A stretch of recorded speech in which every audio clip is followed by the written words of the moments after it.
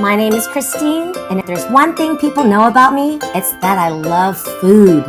I love learning about it, shopping for it, cooking it, and eating it. But most of all, I love sharing it. Food brings people together and is a great way to learn about new cultures and get to know one another.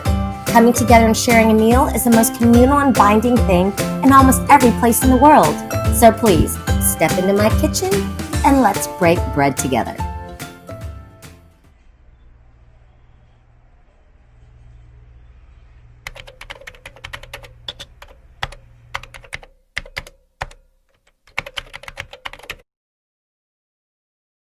Okay, so I was just doing a little bit of research because you know how the theme is Southern food, comfort food, soul food?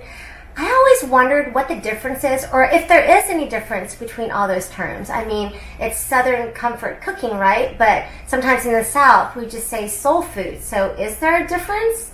I did some research and this is what I found out. So what is soul food? Well, soul food takes its origins mostly from Georgia, Mississippi, and Alabama, a collection of states commonly referred to as the Deep South.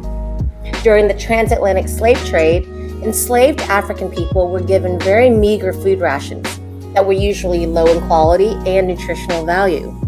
But with these rations, enslaved people preserved their African food traditions and adapted traditional recipes with the resources they had available. Over time, these recipes and techniques have become the soul food dishes we're familiar with and love today. This food genre, now associated with comfort and decadence, was actually born out of struggle and survival.